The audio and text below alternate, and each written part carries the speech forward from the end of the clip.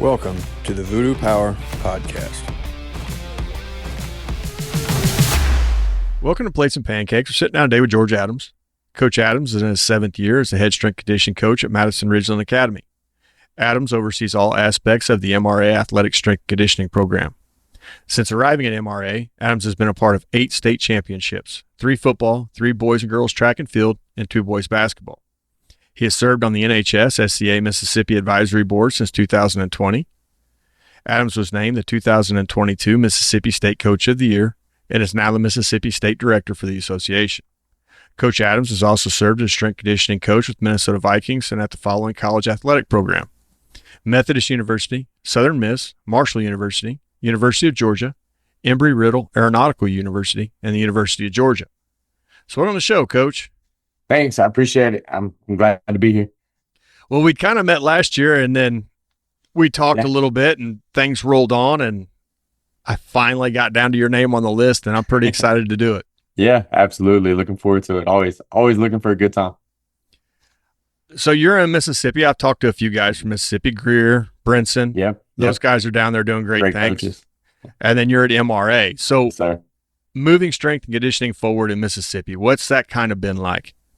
it's a fight. You know, it's positive. Our organization, that our governing body, whatever you want to call it, that myself, Brinson, and Greer are all a part of, where you actually have more full-time strength conditioning coaches, athletic performance coaches, whatever title you want to use, than our public school counterparts. And so that part's really cool. The private schools, and I understand they have a little bit more wiggle room. You don't have to work around as many state guidelines, creating positions. There's a lot more freedom there, but that's something that's been really cool. You know, we got all sizes of schools. The biggest schools like me and Brinson, and then the 2 other metro schools have strength coaches. And then you get down to some of the smaller schools, and they've started hiring strength coaches. And so it's cool seeing these schools that have the ability and see the importance of it. It's been cool to see it grow over the last 7 years. Because when I got hired, at least this is what I was told. You know, how true it is, I don't know, but I was the first full-time strength conditioning coach in the state. I don't have to coach a sport. I'm purely as athletic performance as I can be. We start in the 7th grade, go all the way through 12th, with the large majority of our varsity programs involved, large majority of our middle school athletes involved. So it's been really cool to watch everything grow, and how MRA kind of set the trend, which is nice, you know, just being here, but then everybody kind of follows suit. And I love when coaches get hired. Like when Brinson got hired at JA, I was fired up. Me and Brinson have known each other a long time. My internship at Southern Miss was actually going into his senior season playing. So I was fired up to get another really solid coach, even at a rival school. You know, we play them, and they're really talented, and we go back and forth, and it's good games and everything like that in all sports. And so, but from that aspect, I think it's just giving the kids the best opportunity to train. I think there's a lot better out there than just the coach that's done it for the last 25 years just because. Now you've seen the bigger side of strength conditioning. I mean, in your bio, all those universities, you could have went Division I, you could have went bigger. You end up in Mississippi coaching high school. Yeah. What made you go that route as opposed to a different one? Man, I was finishing up my GA, and so my path. I got my GA a little bit later than most people. My undergrad GPA was awful. It just is what it is. It was terrible, and so I had to go kind of build the resume route, and interned at Georgia. And left for, I think, a total of like 11 months, 12 months, and then came back to do the GA part. And so I took the GA a little bit later, you know, just through learning and kind of seeing what was out there. High school was kind of blowing up. I was more on the, let me go see what high school is, or the tactical side. Because what was cool is I got hired in the end of February is when I officially got offered the job. So I didn't have to play the rat race in May. And that was a huge plus, as I was like, I want to get out. I want to see something different. I haven't trained high school before. Let's go see what that's like. I didn't think I'd be here 7 years, but I have great admin. I have great head coaches. And so, you know, we've been here just started year 7 at the beginning of the month. So that's really all it was. It was more of a, yeah, sure, let's go see. And I'm sure I'll bounce back to college at some point. And then you get somewhere that is a gold mine. That's what my head football coach, he called it that when I interviewed. He was like, it's a gold mine, it's a retirement job. People get here and they're like, oh wow, this is good. This is where I want to be. And so it's a really good place. And so we just haven't, not from lack of trying, especially my first couple years, but we've really found a home here. And like I said, with great admin and a great relationship with our head coaches, it's tough to leave a spot like that.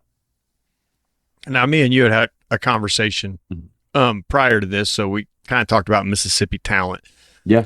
The public sector doesn't have a lot of strength coaches. The private Mhm. sector, or not private, Christian schools, Mhm. private schools, they kind of do.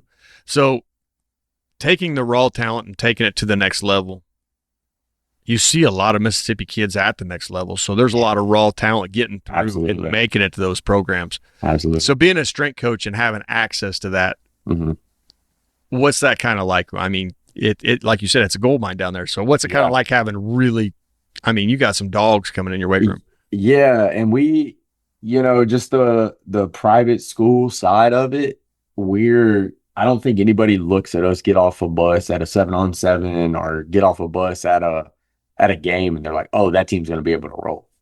There really is. It's a weird thing. It's like I'm originally from Atlanta. And so, I grew up seeing these people everywhere. And you're like, oh, Mississippi is a small town. It really is. Somebody described it as the biggest small town you'll ever find. Because it really is. You'll meet somebody in Jackson, they know somebody in Oxford, and they grew up with this person here, and everybody, it's weird. But it is cool because you have a ton of talent, and that's where I wish these big public schools would get on board. Be like, man, hire a strength coach, hire an athletic performance coach, and watch what happens. Because you guys are producing this unbelievable talent anyway. Let's go get these kids ready for college and let's really go show out. So it is fun. It's fun we play a tough schedule. So I get to see a ton of great athletes, both our conference schedule, our non-conference schedule. I mean, we're trying to, our head football coach, he'd play the Saints tomorrow if they would accept the game. So, we see the cream of the crop a lot of times. So it's fun to see. It's all across the state too. I think the stat is per capita, Mississippi has the most NFL players of all time. And that's that's saying something for a place that a lot of people look down on. It's like, oh, it's just this country bumpkin place. And I'm like, man, there's dudes rolling around. There's in this year's senior class, the number one receiver in the class, the number one safety in the class, I think the number 2 offensive lineman in the class. It's insane. The amount of talent that rolls through this state right now. So with that, I know it's summertime. We were talking about it before show a little bit. Mhm. What does that look like for you? Bringing these guys in, you're starting to work out. How do you kind of set that up? So we tried something new this year. We're going Tuesday, Wednesday, Thursday. So it's a little bit different, gives them that long break. Now, Tuesday through Thursdays are their work days. We got to get our training in. We got to do it. We do it smart. It's not just like running into a wall and be like, eventually we'll knock this wall over, right? So, but we set them up. We go through speed or agility beforehand once we get them warmed up. And then what we've been doing is splitting our skills and bigs, but just with basketball camps and the everlasting travel baseball season, there's guys gone. So it's been nice because we've been able to put everybody together, which that just creates more energy. The weight room's more full. I like training all of our guys together. That I just think of the intensity that brings when everybody's in there together is a dynamic that you can't really measure. You can only see it, but our training days are so much better when we can go all at once. So we get our strength stuff in, then they roll out to practice or skills work. I know everybody calls it something a little bit different, and then we do our conditioning on the backside of it. So, and that's pretty much the schedule every day. There may be a 7-on-7 thrown in there. There may be something I have to adjust on the fly with, But for the most part, that's kind of the rubric we operate out of. We had talked about speed development a little bit and some ideas. Mhm. So in the high school setting, what does your speed development program look like? I mean, it's more than just setting up lasers and yell and go. How does that look for you guys? So my kind of outlook on speed development is it really does. It has to be a foundation of your program. Everybody can set out lasers. Everybody can run the flies or whatever that is. Everybody can do that. But to say you're going to operate in this speed is king type mentality, I think it really does have to be built into who you are and your philosophy as a strength coach. If now there's a time and place, right? January to March, I'm not necessarily worried about them being as fast as they can be right then. We're still sprinting, but it's more for output. I just want them having that like intense neurological drive. But I'm not necessarily worried about like, oh man, they're trending down. Like, oh, they probably should be trending down. There's a lot of volume on them. Their legs are smoked, but this is our time to load the bar up. Now, as we get to June, we get to July, we start getting closer to season, that does change. It becomes a little bit more, for lack of better terms, it's been stuck in my head lately. It's like sniper-like precision. It's geared a lot more precisely for me. Now it's woven into everything. We're not going to sit here. I can't sit here and just grind out back squats slow and everything and then be like, oh yeah, we'll just get faster because we squat more weight. And everything in my view is, how can we get faster? Is this helping us get faster? Is this getting us, because getting stronger is okay, but I can go to the park across the street and grab somebody, and as long as they're consistently with me, they're going to get stronger. That doesn't necessarily mean they're getting better at sports. And that's the big thing. In my opinion, we play fast. We're an up-tempo team. We try to play fast. We want to snap the ball 15 seconds off the play clock. We want to drive that thing up. We want to hit home runs. We want to live on the deep ball. But we also have to, that's why it has to be woven in. If we were a split veer team, like, yeah, we still need to be fast, but it would look a little bit different. I need those big boys to lean on you a little more, and they don't need to necessarily try to go block a safety or anything like that. So I think it just comes down a lot more to what your philosophy is, how your team is going to play. But for us, and I'm lucky that that's where my brain works anyway, is how can we get faster? Because we're not, all the talent we talked about, like, we're not the most talented team when we step on the field a lot of times. And so, especially in our conference, Brinson's team is going to be really, really good. Another team across town, that's the number one safety in the class. They're going to be really talented. And so we got to try to create an X factor somewhere. And the one I could find that I could impact the most is, like, let's go be as fast as we possibly can and see what happens. Let the chips fall where they may in the execution of the game. So you kind of build that up. So in the off season, you got a big scope and you're seeing a lot of different things. Yep. And then you start narrowing that in and getting that speed there. Absolutely. When you need it. I mean, yep. I kind of see it the same way. Your guys are getting hammered with basketball season. They're running all the time. You can hit some max velo days, but you're not, like you said, you might increase speed a little, but if they're on the court every night, if they're at basketball practice every night, there's other things you can hit in that time frame. And then as you start getting closer to that season, that's when you got them pretty sharp. Yeah, now it's time to be able to actually use it. It's you've trained all summer, you've trained, and we're going to keep going. November is always in mind, is what me and our head coach try to talk about, is November's always in mind, and we got to go win a game. We're not going to win a game today. We're not going to lose a game today. But, something bad happens because poor planning on my end, or something happens in a weight room with a kid that, just he wanted to throw one weight on a back squat. And it's not the time. We had that time. That was January to March. We had that time to load it up. Now it's about, man, let's go move this weight really freaking fast. And then let's go be as fast as we can on the field.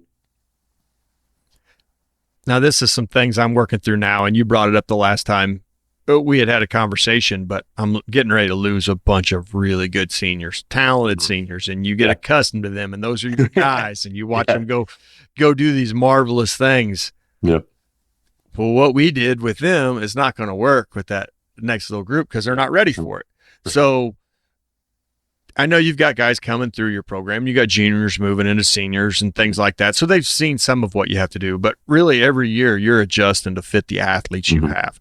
So how complicated of a process is that? How are you deciding what to do? Are you looking across the group, identifying weaknesses, tweaking, okay, this is the program I want to run now? How do you know where you're going every year? I think, we work so closely with our kids. And so it is one of those when you start to dial in on next year's team or this year's team or however you want to look at it. It's knowing who the kids are, knowing kind of you've watched them now for, in our case, sometimes we've watched these kids for 6 years, 7 years. Like they're going into their 7th year in the program, 6th year in the program. And so, the kids pretty well by then. Constantly talking with our head coaches, whether that's football, baseball, basketball, any of our sports, being like, hey, what do you think about it? Because that's a piece I think sometimes we get dialed into in strength conditioning. We're like, no, this is what we're going to do. It's like, and that sport coach, they've been coaching 30 something years. You might want to go see what their feel on the team is.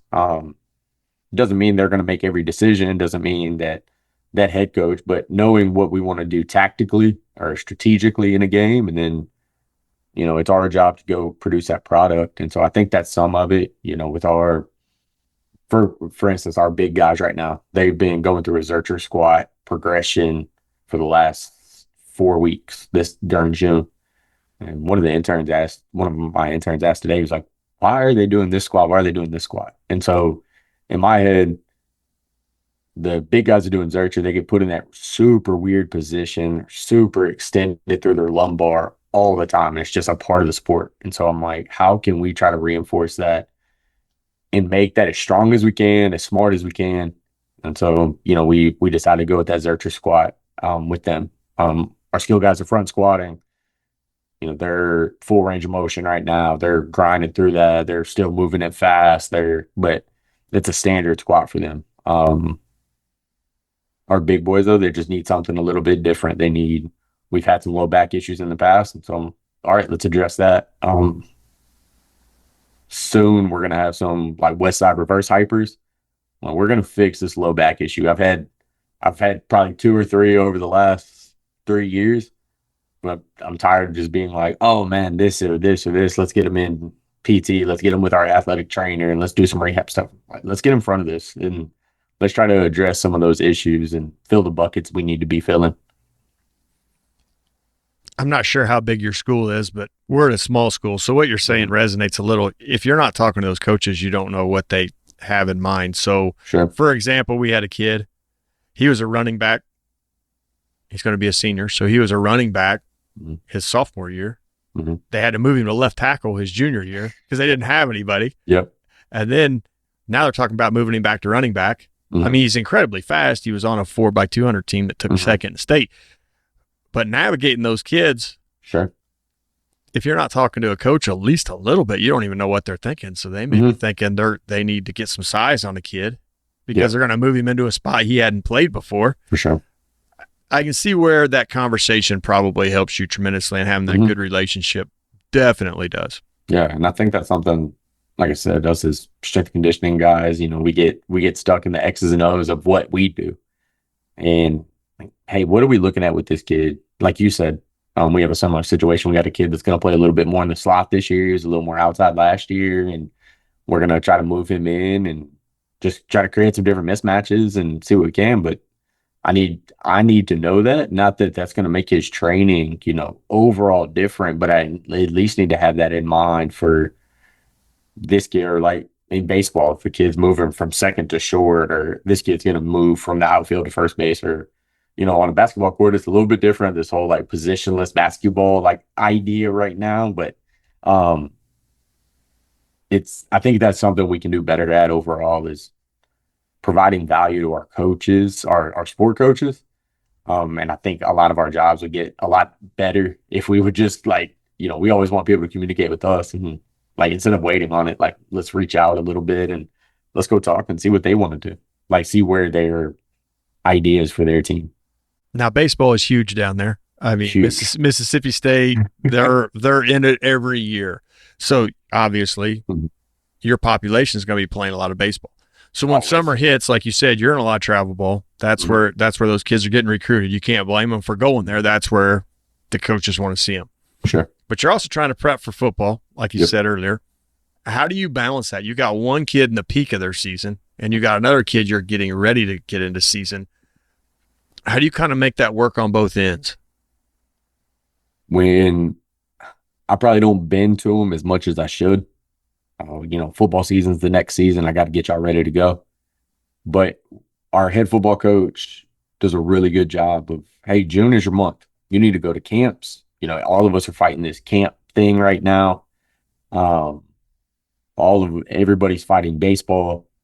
That's fine. Go do what you want to do in June. When you're here, it's a work day. We're gonna get to it. But as soon as July gets here, we get through the dead week. Hey, it's football time. We got to get ready to go. And so, I'll work with those guys a little bit. Hey, coach, man, I was playing on all weekend. I started on Friday. I played until Monday. We got home last night at 11. Like, we'll work that more on an individual basis. But I think it's important for them to perform. And so all the major stuff for our kids is always in June. And, if they got to miss, we got a kid, like, he doesn't play football, but he got invited to like Team USA tryouts. Sweet. Go do that. July, we're supposed to be mandatory for baseball. We'll start our off-season program in July. But none of us are going to be like, no, you absolutely need to be here. Because if you're that good, go do your thing. Like, you also need to get ready for your future. And because life at MRA will end at some point. And if you want to go play college baseball, you need to go do those things. And that's kind of the way we look at it is, hey, go do what you want to do in June. If you're here, awesome. We had an offensive lineman that has been here now for 4 total days of the off season in June, but he's been at camps and he went and did great and he's starting to pull offers and all that stuff. And so that kid needed to go do that. Who are we to sit here and say, no, absolutely, you need to be at training. Don't go worry about your scholarship. They'll find you. Like, that's just not the world anymore. You have to be okay with a kid choosing a secondary sport. Like, maybe football's his secondary. He's good. You need him. You want him. But baseball's his number one, and that's always going to be number one. And you can fight that fight if you want and maybe lose the kid. He's going to pick, Exactly. We have a really good receiver. Football's his third sport. He loves basketball. He loves baseball. Baseball's probably his number one. But he loves those two, and he likes playing football because he's with his friends, and he's good at it. So if we sat there and, hammered down and like, no, absolutely, and we would lose that kid. Like, there's not a question. So if you want good athletes on your team and they play multiple sports, you better be okay with them being other places, especially in the summer. We had talked about how you were setting some stuff up this summer. It's some different things you were talking about trying. I don't know how it's kind of worked out so far. Yeah. But you were going to, and you mentioned it earlier, you're going to separate out your bigs from your specialty guys. So how does that work look different? What are your bigs doing that's different from your specialty guys and your smaller guys? On the speed side of it, on our agility side, a lot of it looks the same. On our speed side of it, we may cut their distances down a little bit. In the weight room, we'll just adjust patterns. It's not a completely different day. Today's Tuesday, right? Yeah. So today, our skill guys front squatted, our big boys zerchered, but it was all the same patterns. And so we just may make little adjustments here and there, but it's not a wholesale, like I'm writing a whole bigs program that's completely different from our skills program. Probably the only ones that get more of that, like individual stuff, is our quarterbacks. Just because it's a different game for them. They need to be rotational. They need to still be strong. They need to be able to sprint. So they're like this hybrid for us. Their stuff looks a little bit different, but those are also the guys with the ball in their hand every time. And if in our system, if the quarterback can't go, we ain't going far. So we need that guy to be able to move and be able to be resilient in those weird positions. So it's not necessarily a wholesale change, but it's just little tweaks here and there of how we can get both of those groups playing at their best. I don't need our coming up in July, we're gonna do some longer runs. I don't need my big boys running, crescendo sprints at 90 yards, 100 yards. I don't necessarily need that, so but I need those skill guys to have that ability to so we don't have a Daniel Jones incident and they're in wide open and she'll go score and just face plant because their brain can't keep up. So that's always in the back. Yeah, that's one of those like irrational fears as a coach. I don't know if you have any, but I'm so worried about one of our guys getting in the open field and just not being able to handle that CNS drive and just straight up face planting in the middle of everybody. Gosh, I think about it way too often. I think we all have those fears, and some of them may be well founded, and others are just us worrying about, we know the kid, we know what they put in, we know what we've helped them with. I think it's almost like a nervous parent.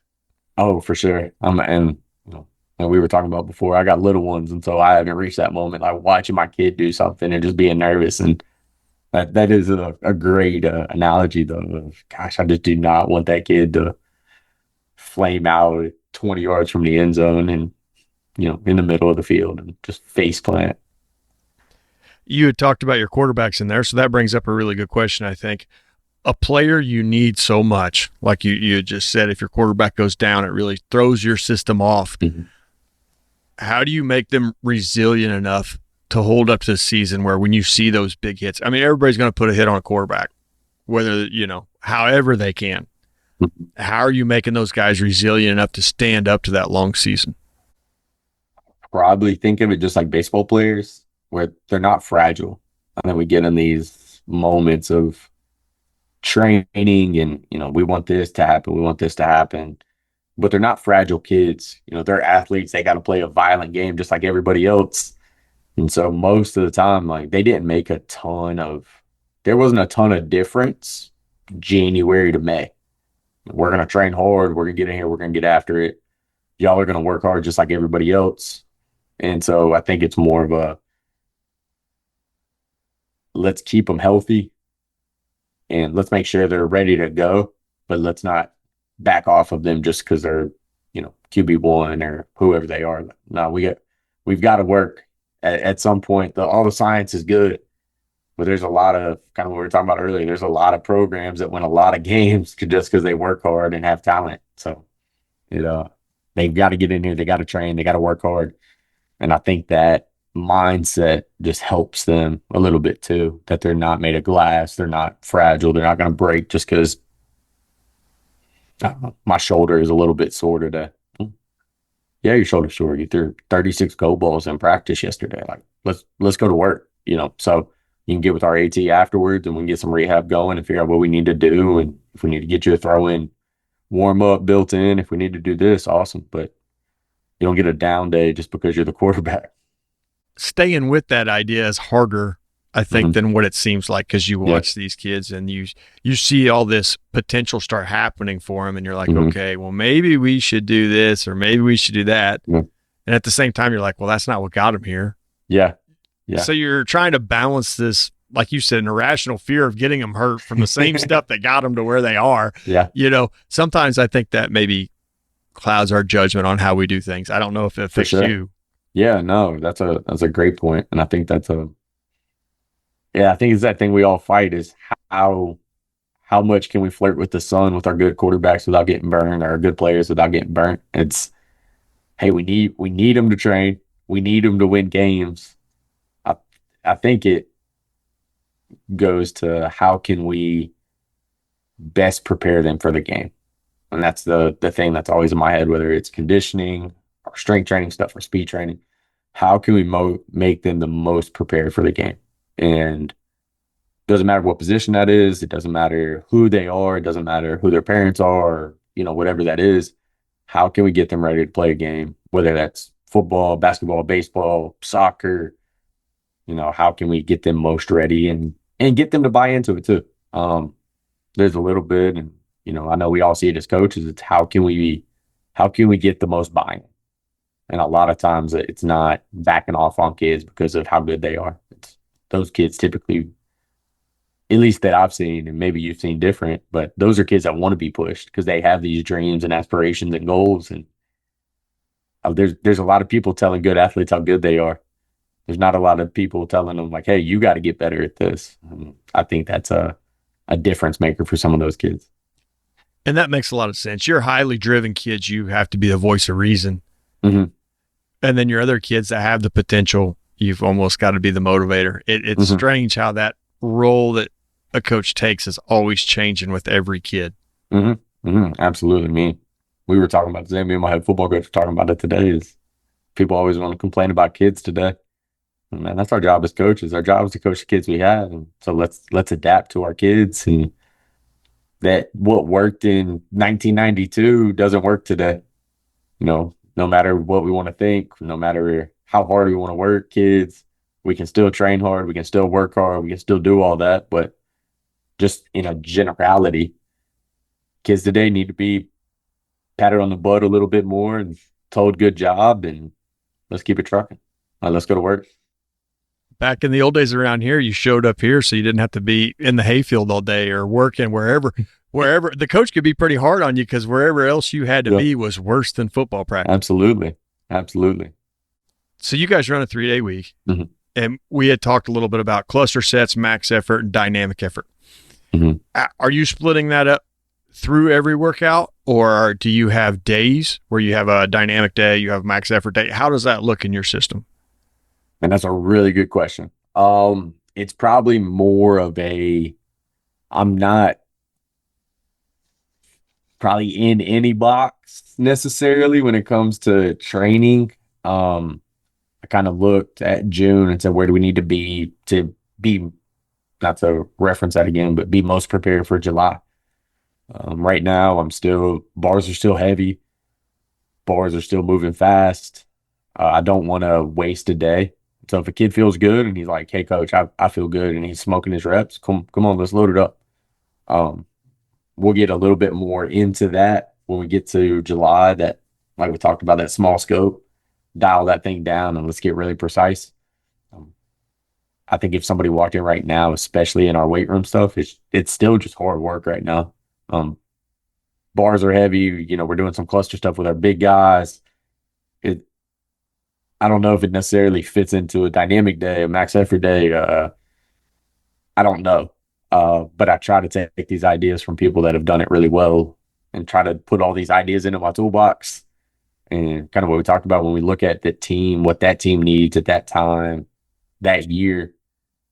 Last June looks different than this June, but it was two different teams. And so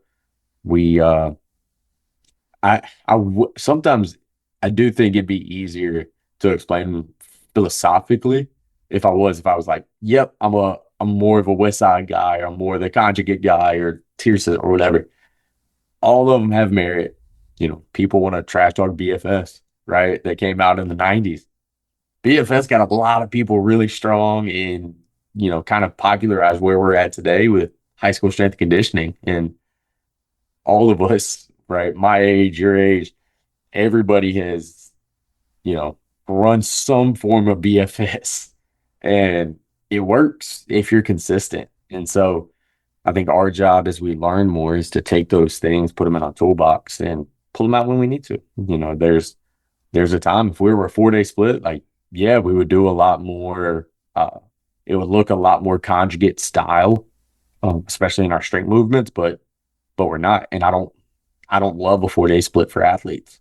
They're doing so much that I always felt like that 4th day, I was just kind of like, oh, sure, let's throw some stuff in here. And, we got done what we needed to over the 3 days, and then plus their practice volume and plus our speed and agility stuff. And I don't know. What do you operate in, like a single philosophy, or is it that like everything's in the toolbox, let's pull from it? I have a base idea that I really like. Yeah. And as younger kids have come in, though, I've had to tweak that. I run a crazy reverse 5-3-1, and we run a dynamic day. But as athletes have gotten better, I've added to that a little bit more and changed some stuff. As some of the athletes come in, they're not ready for that, and we're looking at 1x20s for some of those kids. And I don't think you can ever have enough information floating around you to make the adaptations you need. Now, hopefully the 1x20 works and we move them up into the system I like, but you know, the system we run works really well for the kids that are getting ready to leave. Right. But like you said, the new kids coming up, it'll be a variation of that some sort, because that's what I know, that's what I understand. But you got to find a way to meet them where they're at, for sure, to get them where you want them to go. Absolutely. And that's a huge thing. It's all interpretation. Like you said, it's all, man, this is the adaptation we need. How can we get them there? And we can't always just be stuck in this, like, nope, I'm this guy. We work in athletics, we work in sports. Man, we got to get them ready to go play, you know? And so I think that adaptability on our end is huge. Because not every kid that walks in there is ready to back squat. And some of them aren't ready to get down on a box. Some of them need that growth. I mean, I don't know if kids are getting weaker than they, you know, as time progresses, but every kid needs the time to get to a spot where they feel comfortable with what you're asking them to do. Yeah, absolutely. You talked about being kind of heavy right now, and then July, I would imagine your season starts sometime in late August. Yep. When will you start looking at backing off the heavy stuff, or will you keep that programmed in all the way through? Yeah. Intensity will stay high, but the volume of that intensity will drop down. And so, you know, we'll get back in July. We'll kind of move more into that. If we think of the strength continuum, right, we'll move more towards that, like strength, speed, strength, type, movement. You know, we're still, the bar's going to be relatively heavy, but it's going to go to a lot more bar speed. And I tell our kids all the time, let's go get ready, snap people's heads back when we make contact. Nobody likes people just running into each other and people falling. The crowd doesn't go crazy for that. The crowd goes back for head, snapping back. So it's time to go get ready for that here in 2 weeks. You know, we got next week off, but last full week here, and then it's time to go get ready to be violent. Now, are you running VBT? You running percentages? How do you know when you're in the speeds you want to be at? A little bit of both. A little bit of using VBT stuff, a little bit of playing with the intensity, relative intensity chart, putting them, you know, I got a thing that lives right here that I got probably as a first year intern from GymAware. That's just like a velocity zones with percentages that sits right next to the relative intensity chart. And then talking to the kids, you know, sometimes I overshoot. I'm like, man, we should be able to move this pretty fast. And they just get crushed. I'm like, whoop, missed that one. And so like, hey, where's it need to go? With some of our more advanced, more highly aged lifters, having a conversation with them. Now they felt way too light, coach. Okay, cool. Let's bump up. You know, we'll make an adjustment and move from there. Or, you know, always have an open line of conversation with our kids. How do you feel? What that set feel like? Do you feel like you need to go up? Do you feel like you need to go down? You know, them understanding what intent feels like under the bar. It's all I can't remember who said it, but you know, weight room's no different than a classroom. We need to be talking to them. We need to be understanding what they're feeling. I think it's huge when kids can start to understand what we're looking for as coaches, because then they can regulate themselves. It doesn't take so much just like brain power on our end. Is they can start to be like, hey, can I drop this down? I didn't feel like it was fast enough. Like, cool. And then they'll come get you, be like, hey, can you watch this? Yeah, absolutely. Let's roll. You know, so I think those conversations are huge for me. Now, we've talked a bunch about your male population. Mm-hmm. What does the female side look like? You've got kids down there. You got your female girls, or your females getting ready for volleyball, and they have summer stuff going on too. Mm-hmm. Are they running the same schedule? They running a Tuesday, Wednesday, Thursday schedule? How does that look on their side? Yeah, so volleyball is one of the programs we don't work with right now. You know, hopefully we can get that fixed in the future. Our biggest ones that we have in our female program are going to be our basketball program and our soccer program. Those are our two biggest ones we have. And so June here is basketball camp central. We have girls that may have spent 4 or 5 total days at home this summer between traveling for camps and traveling for AAU and everything. So we're going to start them back when we get in July. I think, you know, the weight room's awesome. I think we need to train. But if I say, hey, we were gone Thursday, Friday, Saturday for a camp. We have camp Monday, Tuesday, Wednesday here. Uh, I don't know how much we're actually going to get out of those training sessions. I'd rather you go home and eat and rest, and whether that rest looks the way the textbook says it needs to or not, I would rather you get away and let your brain clear out a little bit. That way, when they get here, I think they know that looks like I was looking out for them. I tell all our kids that, like, I'm gonna look out for you on this end. I'm gonna understand the demands of the sport, the demands of the season. I'm gonna take care of you. I need you to handle your end of it too, and take care of yourself when you're supposed to. Like, get away from here. Like, last week was varsity girls basketball camp at our school. The week before they were at a camp. The week before they were at a camp. They're playing on the weekends. I don't know how much we would realistically get out of those training sessions. Same thing with soccer. I think it would be more pulling teeth, and they'd be checking a box, and it wouldn't be necessarily getting anything out of it. Now, talking about how busy they are, it seems like every summer they get more busy. More coaches want their hands on them. Mm-hmm. You know, even coaches that won't see them until late in the fall, Mm-hmm. or even the next spring. They're all getting Yeah. their time in during the summer. So how is that affecting your fall sport preparation? Because you're sharing a lot of athletes, so when they get to you, Yeah. they're pretty dang tired, and you Yeah. have to have them ready Yep. for a fall sport that's 2 months away. Yeah. How has that changed things?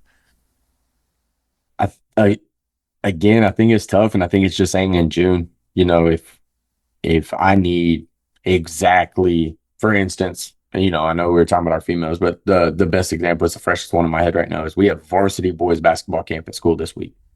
We have 7 of those kids are varsity football players for us, and probably 7 of them are all going to play in some capacity. And so you can, like, rule with an iron fist, I feel like, if you want to, and that's okay. And maybe for some programs it works. I know we would lose kids. And all of our coaches know that as well. All our coaches know, and they all work really well together. There's not no, I need this, and we got varsity camp this week, varsity basketball camp. Yeah, we get it. Like, your schedule doesn't start till November, late October, whatever it is. But, like, it's probably not a bad thing for our kids to. They've had 3 really hard weeks, really intense weeks with football. If this week makes or break our program, like, I probably have something I need to look at differently, or our head coach needs to look at something differently if this one week breaks our season because we didn't have 7 kids from our team. Do you ever think it almost works like a deload? You get them hard and moving into football, and then, hey, go play basketball for a while and come back. Yeah, go do something else. Go expand your athletic catalog. And I don't. People talk about deloads. Like, I rarely deload. Really, the only time we'll deload is as we're going into playoffs, and that's because placebo effect or not, I want our kids to feel good. I want them to feel confident going into playoffs, whatever that looks like. So yeah, go play. You're inside. Today I think the heat index today was like 103. You're inside playing basketball. You're out of the sun. Like, yeah, you're getting a deload of something. And then we have next week off. It's a dead week completely. And I'm like, get away. I think if we can, kind of what you said, like, everybody wants hands-on kids right now, right? Everybody wants to get as much training as they can because it's the biggest chunk of open time. But I also wonder how much better our kids would be if we would just, like, let them be a kid a little bit more. Let them. I don't care if they want to go sit by the pool. Like, just get away. It's why we kind of went to this 3-day week, and let them get away. Let the families go have a summer. Let our kids rest a little bit. Like, not if that one day makes or breaks our program a week, I'm probably not doing my job very well. So Everybody loves and needs a vacation, and I think sometimes we forget that with the kids. same thing with coaches, right? Yeah. I mean, me and you were going to a conference this weekend, and I look at it as, man, this is going to be really nice, like, just getaway time. I'm going to be with friends that I only get to see like once a year. I'm going to be able to have conversations with coaches. But I'm away from the school, like, just the mental break that it helps with. And then get away and you're a little bit more energized for your kids. Sometimes there is a fake it till you make it. Coming in this last week, it's you. Our kids know it. We know it. We got a week off next week, but it's like, how can I keep them locked in? And if I'm not locked into the day and they can't be locked in, and I don't know, there is a fake it till you make it component right now, and it's that I'm okay with that. But if they can relax and get away and just have a mental break before this sprint that we have from July to November for football season, every season's long. We talked about it earlier, like with baseball.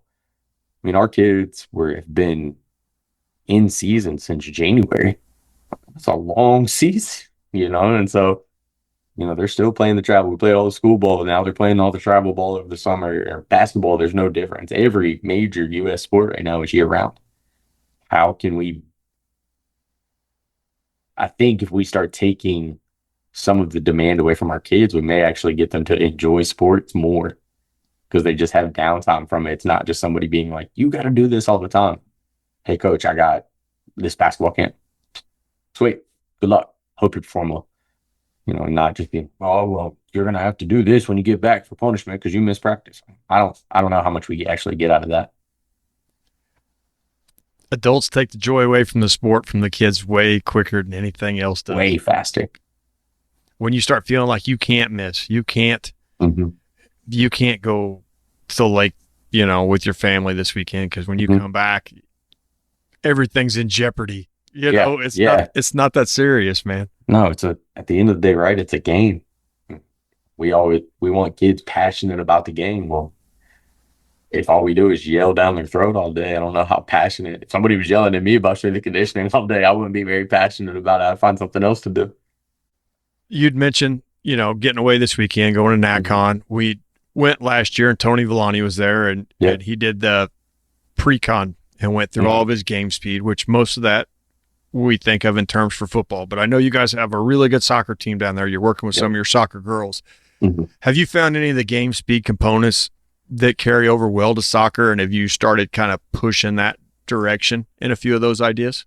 Yeah, I think Tony's curriculum is good for just any team sport athlete, or probably just any sport. The one that popped in my head, I said team sport, and then tennis popped in my head. Any sport where I have to move athletically, I guess is the best way. Court, field, any of that. I think it's just good overall. And, we mix it in, and we don't. I may not call it the exact same thing I do with our boys for our girls. Our boys they enjoy training. Like this age of kids, at least the ones we have, like they like training. I don't know if it's social media. I don't know if it's just boys, but our kids will be like, hey, what can I go do at the gym this afternoon? Like, I'd rather you just go home and sleep, to be honest with you. And so we just got to a point where I'm like, just don't do any of the compound movements. Don't go in there and squat or deadlift or bench or clean. Don't go in there and do any of that. You want to go in there and you want to bro out and get your biceps right and get your chest flies in, like, go do your thing. So we mix it in. Our schedule is just a little bit different with our girls because we talk about boys. Girls are doing something constantly. Cheer, dance, travel soccer, travel basketball, travel volleyball. Like they may be the most busy people on campus. And for them, it almost has to get, their scheduling looks a lot different in my head because I don't get as much time with them. And so theirs is a lot more of, hey, we have these buckets to fill. So if I get them 2 days a week, let's say, just to make it easy, right? You get them Tuesday, Thursday. This Tuesday and next Tuesday may look really different just because we're trying to fill buckets and working on an 8-day week compared to, maybe I only got them 2 days, but we're going to program 3 and we're just going to cycle through them. And the girls just don't love training as much. At least my girls don't. And so it keeps them fresh. They're not like, oh, every Tuesday I'm going to go in and squat. They're like, oh, this Tuesday we're going to be on the field first. This Tuesday we're going to be on the court first. It's a speed day. It always looks a little bit different for them. And so I think it just helps keep them a little more fresh. But gosh, they do so much. I think in a perfect world, for our female athletes, I would just have a general athletic program. How can we incorporate that Tony Villani stuff with our girls and that game speed curriculum? And how can we get them on the field more and just moving better? I think that's a huge piece. And somewhere we have to help them find the enjoyment of doing it. Otherwise they won't show up. Yeah. And they're so busy, they can write it off pretty easy. Like, well, for sure. Coach, I was at basketball, For sure. And I don't know if you're the same way, but my Coach Adams that my girls get and the Coach Adams that my varsity football boys get are two very different Coach Adams. The standard doesn't change, movements doesn't change, but it's a lot more intensity with my boys, and I need my girls to like training. And because, like you said, they can write it off to, oh, I'll go to this practice, or we had play practice, or I had to go to tutoring, or whatever that is. They'll find a way to get out of it if they don't enjoy it. The boys, it's a little bit more in the culture of boys sports of like, nope, we're going to be in the weight room. We're going to be with Coach Adams. But if I come in here and I'm just yelling down their throat, that's probably not going to get me very much. Yeah, it'll get you an empty weight room for sure. Exactly. And I want more of our girls training. I don't need less of them training. You had mentioned this just now, talking about everything they see on social media. So I don't know, strength coaches seem to navigate to the social media more so than a lot of other coaches. I know I post, you got posts, any strength coach in America is posting their stuff. How do you keep up and how do you get your athlete stuff out there where it looks like something somebody wants to watch? My wife, she is actually our social media coordinator for the school. And so she probably wouldn't love this. Like, she gets on me about more of the, putting stuff out there people want to watch. I kind of use social media as I want to highlight our kids doing something good. And if I can use it as like a teaching tool, and maybe one coach is like, hey, that's a good idea, or hey, I like the way they do that. That's a win for me.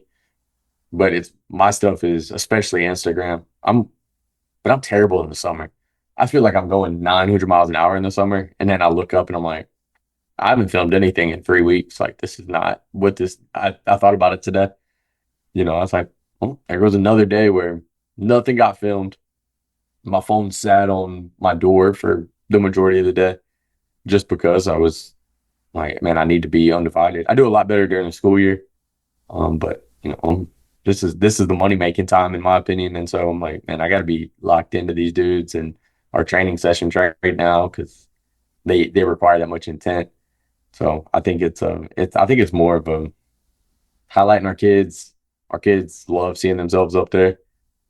It's hilarious when you get the question right. Like, hey, coach, is that Instagram worthy? Is that Twitter worthy? And I'm like, yeah, sure. Just talking about our girls. I had one girl be like, hey, if I deadlift this, can I go on the Twitter? I'm like, yeah, let's do it.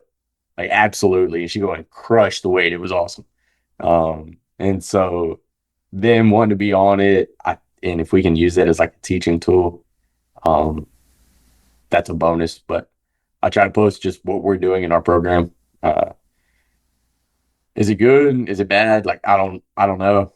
I think if I was more consistent, I did pretty good to start the year, and you see the growth. But I'm not striving. Look, I'm not posting stuff trying to get likes out of it necessarily. I'm just trying to post what we're doing, and if somebody can take something from it, awesome. If somebody looks at it and people roast my social media for kids lifting without shoes. And I'm like, man, unless you're wearing steel toe boots in a weight room, that little mesh top on your shoes ain't going to do much anyway. So I don't know. We get roasted on that. And I'm like, hey, that's fine. You don't do it with your kids. Like, our kids do a good job with it. And I think social media turns into a cesspool sometimes of just arguing and, well, I don't like this. Awesome. Like, it's not your program. Like, that's cool. I don't know. Now you see some stuff out there and all of us know what dumb stuff looks like.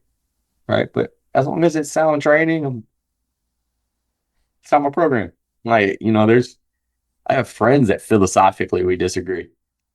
Doesn't mean it's bad training. Like, it's just not what I would do. And so I think it's, I don't know. That's the part of social media that gets on my nerves most is just the constant arguing and bickering. We look like 5-year-old children arguing on Twitter or Instagram, whatever it is. Oof, blows my mind. And at the end of the day, both programs are successful. Yeah, they're both doing what they need to do. Yeah. What are we arguing about? And like you said, it ain't your program. No. How many programs do you want to run at the same time? You want to run mine and yours? Yeah, like, yeah, if you want to come run my program, like, good luck. I'll send it to you, but and the same thing, vice versa, right? Is, a lot of it comes down to how you coach it, what you believe in, and like, if you can coach your face off in it and it's sound and it's not just like ignorant, dumb work, cool. Like, let's get to it. If that's what you think is best for your kids, like, let's roll. I refuse to argue with people over a keyboard. Like, if y'all want to argue, like, that's fine. I'm over here, Madison-Ridgeland Academy. Y'all can come argue, but I just don't. I ain't got time to be arguing over a keyboard. That's something I've tried to really stay away from because I don't know how it would help me. I Mhm. don't I don't know how a huge online debate is actually going to help me. So No. I don't. Now some people love it and that's their Yeah. personality and hey, have at it. But Yeah. Yeah. I really want to use the platform more to I message a lot of coaches, man. I talk to a Hmm. lot of coaches through it and Hmm. it works for what I'm trying to do. Yeah. Yeah. And it's the best part about social media. And, people that are talking about arguing on social media and everything, a lot of times it's like, y'all are the people arguing on social media. Like, I don't know. I have a different view on it. Like I said, I just refuse to argue with people. I'm gonna post what we're doing on our program, and people can comment on it. I don't respond to negative comments. I don't. I just. I don't know. I don't think it's worth my time. Yeah, some people create the problem and then are upset with the problem. Right? What are we talking about? It doesn't make sense. So I don't know. Man, I know how busy you are. I know you're getting ready to head up to Memphis here in a few days like me. You probably got to pack. I don't have anything packed. So I'll get Oh ready gosh. to let you off here. But Yeah. I'll probably. I'm a terrible packer. I'll look up Wednesday night and be like, honestly, it'll probably be Thursday when I get off work. I'll be like, man, I need to run home real quick. I'm awful about packing.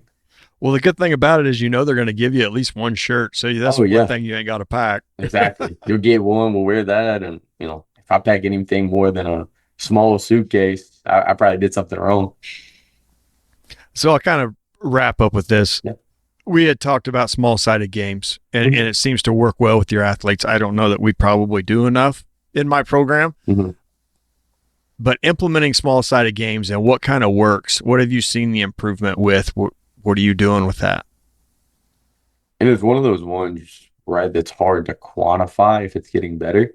I think you just end up seeing your kids moving better. Me and one of our coaches were talking about it last week, and I've talked with a few coaches about it. But growing up, we watched a lot of sports. We I distinctly remember, I would watch ESPN, I would watch any game that was on, I would watch any didn't matter what sport it was. I just loved sports as a kid. Not that I played all of them. I never played organized basketball. I loved watching basketball. But kids don't watch as many sports now. So they don't have this like I want to be like that and go create it. So like I said, growing up in Atlanta, I was there when Mike Vick got drafted. And so everybody that played backyard football wanted to be like Mike Vick. And so everybody's running around trying to do all this like reverse and field and everything. It didn't matter if we had the ability to or not. Everybody's trying it. And I think that's something that's like hurting kids. I think that's why coaches are seeing such a big benefit in these small sided games is teaching kids how to create in space and teaching them how to move in an open field. I think kids are really good at running cone to cone. And I think that's just the way they've been brought up with this like boom of personal training, right? This private trainer space. They're really good running cone to cone. Like kids crush it. And then you take all the cones away and you're like, all right, this is what I want you to go do. And don't give them a ton of constraints. Hey, you have from the 20 to the goal line to go score, and you got from the hash and the sideline. Go. Like you have to go score. There's a winner and loser. You get tags, you lose, you score, you win. And so I think that's the biggest thing is something we did growing up in an empty lot in the neighborhood or in the middle of the recess field or whatever it was. Stuff we did there. We were losing that in schools and just with the youth today. And that's fine. Like I said, that's our job as coaches is to be adaptable and be like, all right, like let's instead of complaining about kids these days, like that's fine. Let's go figure out how we can introduce it. And if you think that bucket is important, go fill it. I would say, listening to you talk, I guess I hadn't ever thought about in these terms, but thinking back to a few different things I've done in my life is people are a lot like fish. They're going to grow to the environment they're in. So if you're always inside a small environment, small cones, that's all. Anything bigger than that, it almost causes fear. Yeah, So- and it's a great point. Yeah, I mean, whenever I was riding a lot in a barn, that's great. Yeah. You get pretty handy in a barn. Yeah, Well, absolutely. now you're on a 1,000-acre pasture and you got to go pull some cows. Yeah. Definitely changes. Yeah, right. Everything, people use it for like these little minute things, but everything is perishable skill. Yes. And it doesn't, like, if I got thrown into a desk job today, I would look like I had never worked before just because I'm like, man, I'm in a polo and I'm in khakis and I don't know why I'm sitting at this desk as long as I'm sitting at this desk. And it's the same idea of when we all start coaching, right? We got to get our coaching legs under us. That's the phrase I try to use. And, every year, the first week of summer, just because the training just goes up, the intensity, right? And man, first week, man, oh my gosh, like I'm gassed. And so it's the same thing with like, man, if you're not exposed to something, why would you ever get better at it? Or why would we expect as coaches, be like, oh, why can't they do this? I don't know, because they've never done it before, So I don't know. I think that analogy of like they're going to grow to what they're in. If they're in a small space and all they have to do is run to a cone 5 yards away and then run to another cone 5 yards away, why would they be good if we threw them into the ocean and told them to go swim? I've noticed that a lot with kids. You want them to sprint, they don't even know how to sprint. They've just always ran cone to cone. And when I get there, they're going to make me run back. Why in the world do I want? They never learn to open up and just go and just run. Yeah. Man, I thought that was such an anomaly when I first started doing this. And now I'm starting to find out, like you said, it's just the norm. It's just what they're taught to do. Yep. I think, and it's nothing against like private trainers, right? But I think that's our job is in today's world, everybody's going to have those guys. And so how can it's our job to go get our kids better at sports. We gotta go win games. And so it's our job to put our kids in the best position that we think they need to be in. And so let's go expose them to it. And it's funny, we've gotten better at it as the summer has gone on. First week we're sitting out there and we don't know how to move and don't know how to make people miss or create in space. And like, this is exactly why we're doing this. And, you look at it, you're like, gosh, that looked awful. And I'm sure like, coaches are looking at it and being like, why are we doing this? And then you see them starting to understand what open field actually looks like. And like, oh, here we go. Like now we're getting somewhere. So it just takes time. I think being patient. Do you think some people avoid it because it does look like crap in the beginning and they don't want to see how crappy it looks? I think we all do that. Yeah. In some way, like we're worried about, because you do, I think, at least in the team setting, sports performance, strength conditioning, whatever you want, like we're support staff. It just is what it is. We don't have a team that's going out there. Like we're a part of all of these other teams. And so, yeah, I think we try to avoid stuff where we're like, gosh, this is going to look really bad. And be like, I know there's a reason why we're doing it. I understand the reason why we're doing it. I agree with the reason, but how are the optics going to look? And it's like, gosh, we just got to stay with it and try to introduce them to as many weird movements as we can and hope it pans out when we put the pads on, because like we said, it's one of those things you can't quantify, how can I quantify that we got better at this small-sided game, just this like open field tracking drill? Like, how can I quantify it? Like, I don't know. Maybe somebody smarter than me can teach me that, but I don't know how you quantify that. You just have to look at it and be like, yeah, we exposed them to that movement pattern, and then hopefully it sticks and carries over. Well, Coach, I appreciate all the time. I know you've got absolutely. a ton of stuff going on. You got little kids at home. You've got a wife that's probably ready for you to be home. So the best. It is a great time, yes, to be a dad when they're real little like that. They're still excited when you hit the door and you can hear them. Gosh. You hear them feet running across the floor. It's the best. It's the best sound in the world. Yeah, it is. There's a lot to be said for it. So I appreciate the time, but yeah, absolutely. this will hopefully allow you to get some time with your kids for you to wake up and do it again tomorrow. Absolutely. I appreciate it, Coach. Thanks for having me on. All right, man. Well, thank you very much.